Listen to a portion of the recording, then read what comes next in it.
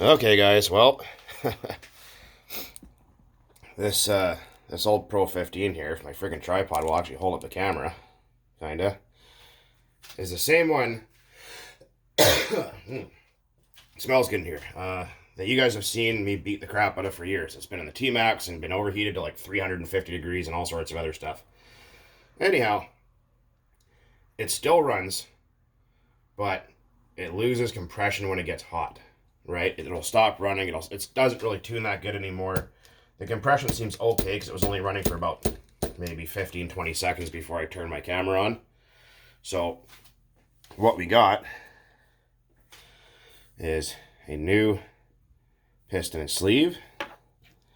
We got a new wrist pin and clip, and a new connecting rod. This is actually for an Aquacraft 15 engine. It's got dual oil holes in the bottom.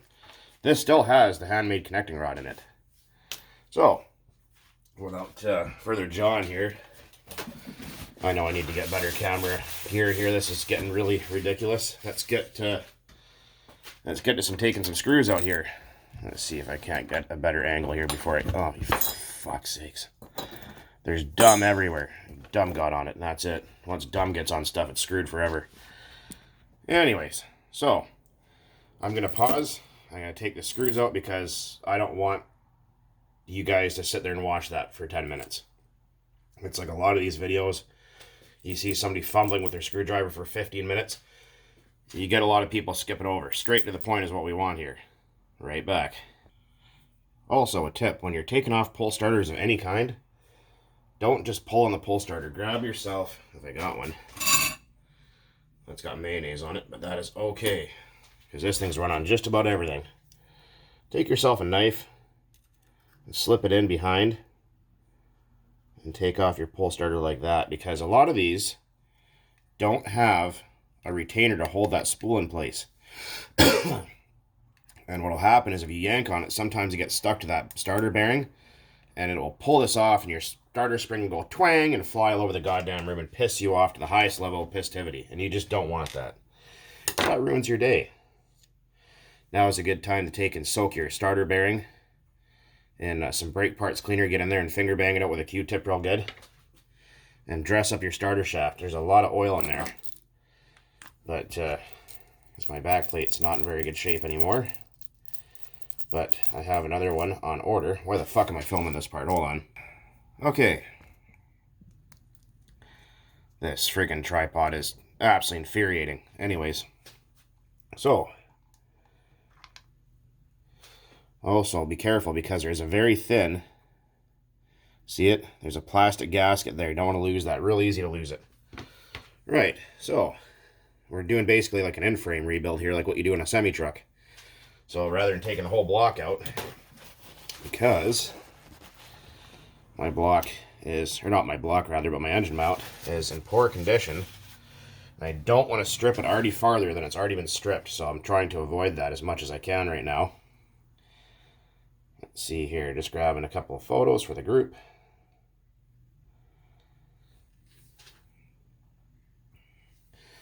All right. There's our sleeve. This engine has seen I don't know how many hours, just hours and hours, hours and nothing but beating. So it definitely deserves it. So this engine here, and somebody said a while ago, I don't believe you. You're full of shit. It doesn't have a homemade connecting rod. There's no such thing.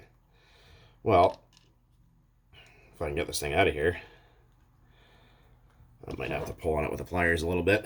I'm going to prove this to you guys right here, right now, that it indeed does have a handmade connecting rod in it. There you go. See? No tomfoolery.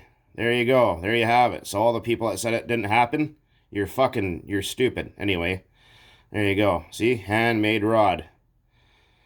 Oh yeah, by the way, the clip side of the piston faces the rear of the block. Just in case you didn't know. Now you do. There it is. The handmade connecting rod. Everyone was all curious about. Is it still in there? Does it still run? Oh yeah.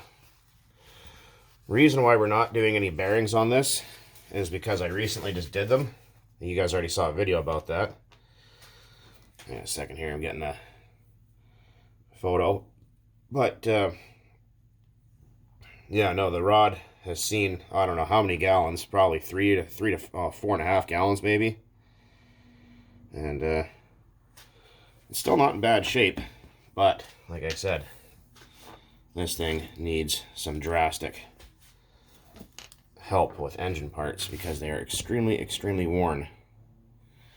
So, got yourself a pair of pliers here. Little Astroglide there, just like that fucking moron who put his engine together with Astroglide, thinking I was serious. When did my engine rust up and get all sticky? Because you're stunned. That's why. Because you're stunned. And you catch my drift, stunned just like Willard if you watch Zip Ties and Bias Plies YouTube channel. I don't think it's any more stunned than that. Well, Peg's not stunned. That guy's freaking awesome. But yeah, his dog Willard. Stunned. Anyway.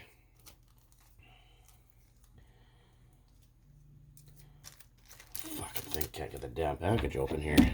Sticky fingers. Okay, fuck that idea. We're just gonna go like that. I'm not dicking around here, wasting your time. Trying to watch me open a plastic bag.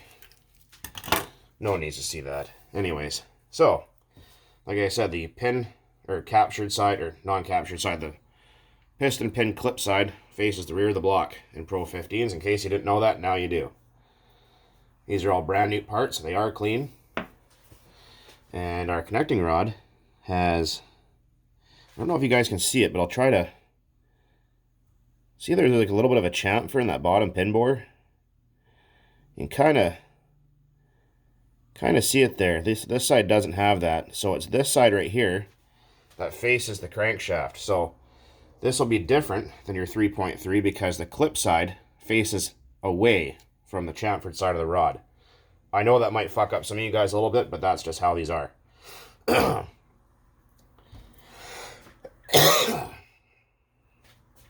Excuse me, it's all the friggin' dust and shit floating around lately that's just been killing me. You know, the cottonwood and all that in my area, it's just horrendous over here. Just grabbing little photos here for my, well, I guess most of you guys are probably already in the Nitro RC Enthusiast group on Facebook. If you aren't, you should be. Okay, so we know that this side has the chamfer. I'm going to take some extra oil, put it in those friggin' pin bores. Lay that guy like so. Grab our pin. This pin is non-directional, like a 3.3 or 2.5 has a directional wrist pin. The Pro 15s do not. Oh, kind of out of focus here. Sorry about that. Didn't realize it. I'll put a dab of oil in that guy.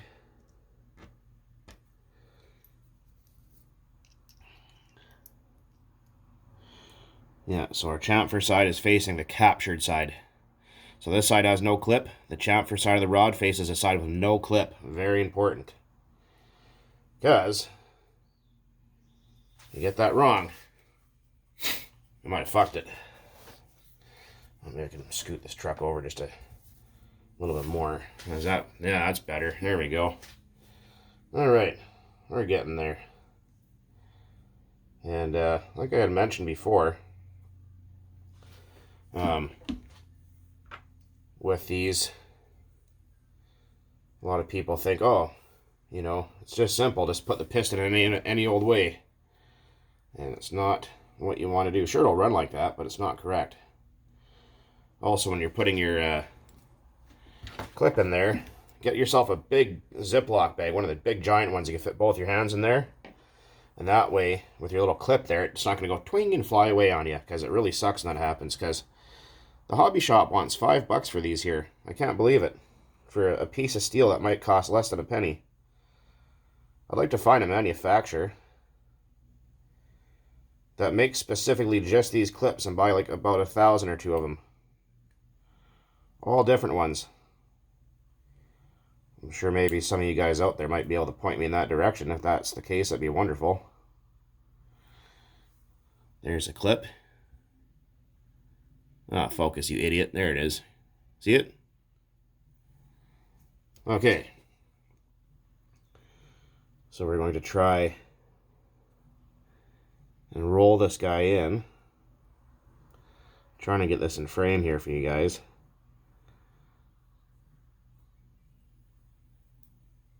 You hear the click?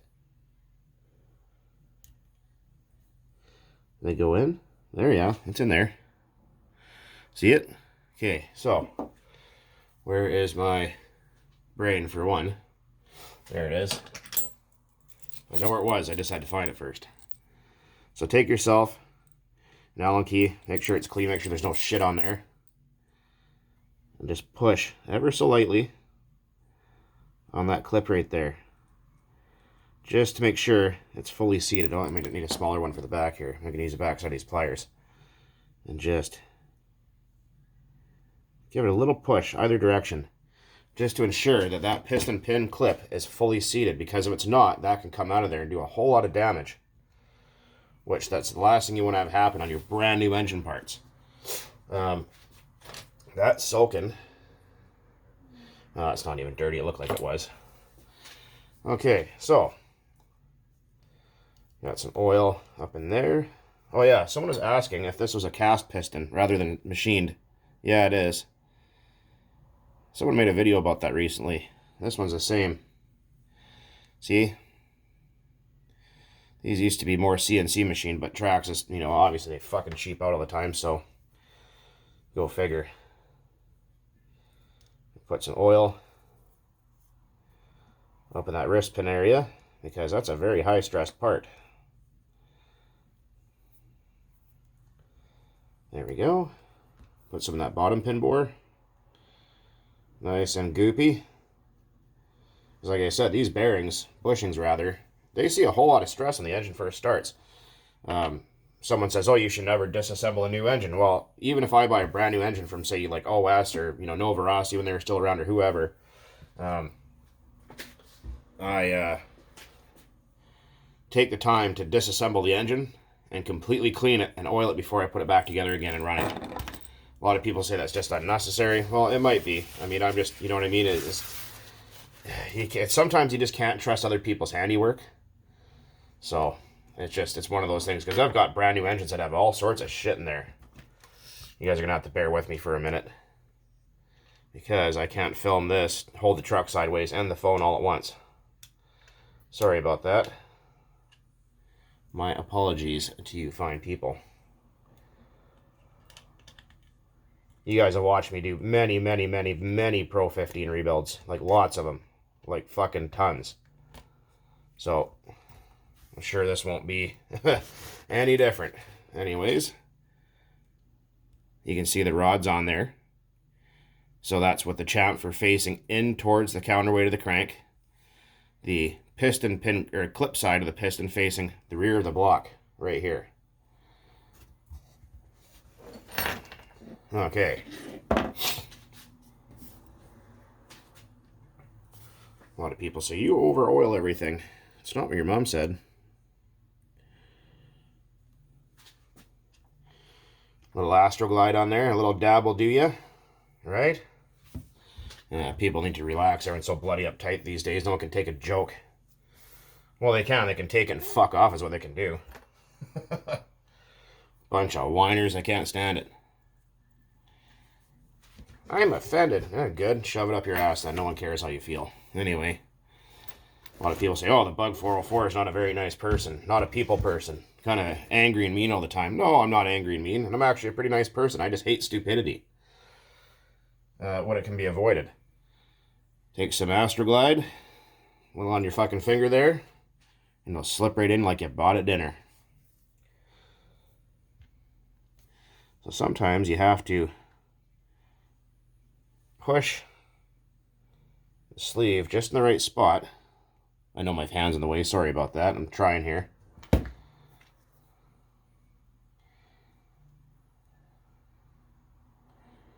All brand new. How lovely is that? Oh yeah. Because like I said, this engine obviously does run, or did run, but it didn't run as good as it could, or as good as it used to run. And I'd never replaced the piston and sleeve of this engine. And I got it used from a guy a couple of years ago. Well, maybe 5 years ago now. A guy called Jake from Island Hobbies in Oregon. sent it up here because he didn't want it. He said the engine was cursed and a bastard and it didn't run properly. There is still a McCoy MC59 glow plug in there. How cool is that? Oh yeah. Freaking wonderful. Too bad they don't make plugs anymore because those were excellent plugs. Okay. Some of these cylinder heads are directional. This one is not. Fuel line's kind of jacking us up the program here. So I do also have, these have 3 head shims. I took out 2, so there's 1. Or no, I put 1 back in, sorry, because I was running 25% in it. But when I was running it on strictly 0% nitro, I only had 1 head shim in there for optimal timing advanced. Hot glow plug, and I actually did quite well. This engine's mostly ever run on 0%. And done so quite happily, as you guys have seen over the years. I'm trying to get a close-up here, if I can. Just getting these screws tightened down. I was going to run that purple dynamite cylinder head on here, but there's a reason why I took it off. Is because they fucking leak. They leak like a sieve. Click. There we go. All tightened. Holy shit. It's Friday. I need a beer. Tightened. It's tightened down in a crisscross fashion. Okay.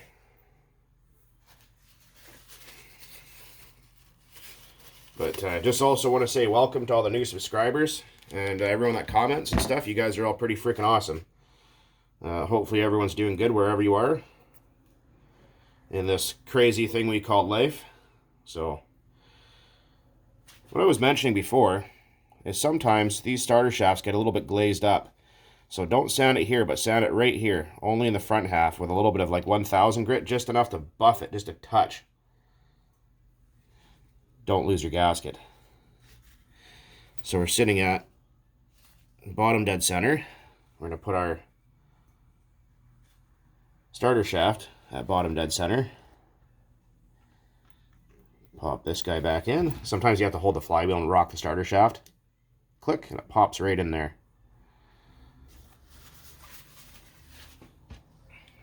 A lot of people say, oh, you want to see different engines in the RC10. Well, I mean, there isn't really a whole lot of side block, small port, or fuck's sakes, small block side port engines left that are being manufactured. There's the VX18s, which everybody knows what those are. They're not a bad runner. They're actually pretty good for a little, I think they're made in Singapore, actually. They're not bad.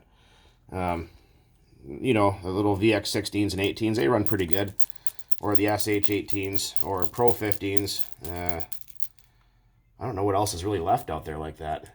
Probably some other, maybe, I think Ford still makes a 15, I think, or a 12 or 15, something like that. I think SH might make a 12. But, you know, there's not really a whole lot to choose from, unfortunately, anymore. It's not like how it was 20 years ago. So a lot of people that wanted to see all sorts of Kalari 12s and OS 12s and Novarossis, and yeah, sorry, it doesn't exist anymore. I mean, I have a couple OS 12 CVs, but I mean, kind of almost afraid to run the damn things because you can't get any parts for them. Click. Click. And click. Oh, forgot one. Clit. Anyways, that being said,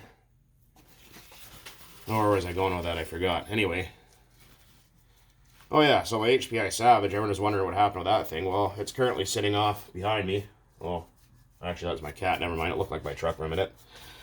The aluminum clutch was a fucking nightmare in that truck, and I absolutely hated it. And the flywheel pin started to fall out. So I went on eBay, and I found a brand new flywheel. There's a part number. The T7086 purple. And it has aluminum clutch shoes with it and heavy springs. I'm not going to use those. I actually ordered a factory HPI clutch. And I'm going to be using that just with slightly heavier springs. Because that aluminum clutch, junk.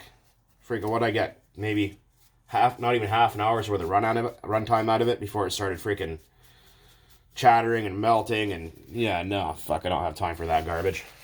Junk. Hate them. I hate the way they slip too. Truck wouldn't even pull freaking wheelies anymore with it.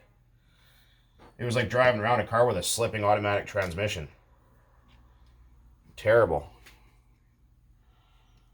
It's fucking trash. Flan row, no good. I never had a problem with composite clutches because that's what I pretty much run in everything. So, and they're cheap and they work, kind of like me. Well, I work most of the time when my leg's not bothering me too much. But yeah, and like I'd mentioned, freaking Eddie's 3.3 there, that stupid freaking telemetry flywheel with that magnet puck thing, and it took a shit again. Freaking hucked the magnet out and rattled the crank and took the bearings out again. So that's going to be coming in anytime now for another bottom end job.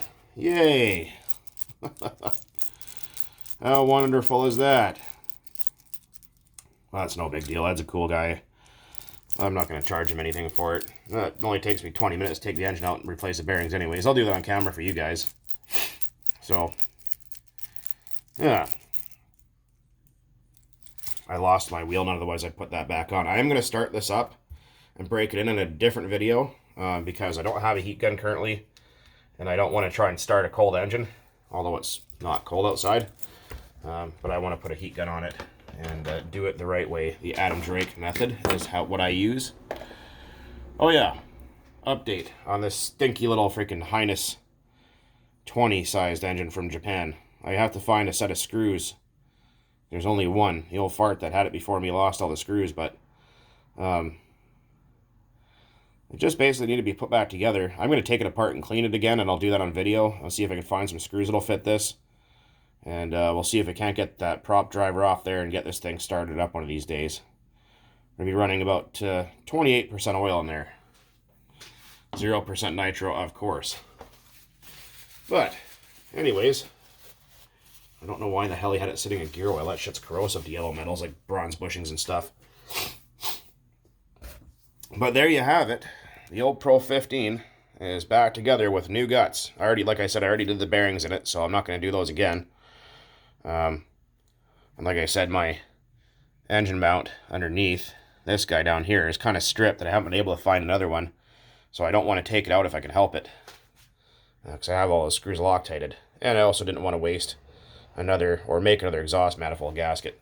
But there you go. All rebuilt, just like brand new once again. So for this guy, I need to get some more battery packs because mine are old and they are not really holding a charge anymore. That's the I'll go get one. Hold on. These kind. This is a 1200. I'm gonna get a couple of 1600s. These ones are years old and have seen hundreds, if not thousands, of charges. And it only holds a charge for about 10 minutes and everything starts to slow down. So we'll get a new battery packet. I gotta get some new wheel nuts because mine are not very good, and I need to do a couple little fixes here. And the old RC10 will be making it back in another video. Also, these Chinese shocks that you can get on eBay are garbage. Avoid them. They don't come with any oil in them, which is fine, but they leak and they're shit. So if you want to use original T-Max shocks, or the shocks off of a Traxxas Wrestler actually fit pretty good, that's what I'm going to be putting in the back here. So, yeah, those shocks are going right in the fucking bucket. Absolutely sick and tired of it. And for everyone that keeps asking about my flywheel wrench, I know this video is going to get longer than it should be. There it is. This is for big blocks. They have a big block and a small block one. I lost my small block one. But that's what it is.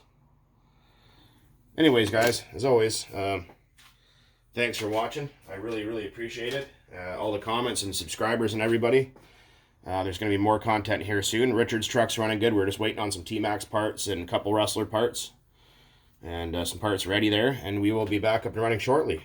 Until then, guys, happy Friday. Keep on burning nitro out there. Burn all the nitro, as much as you can. Later.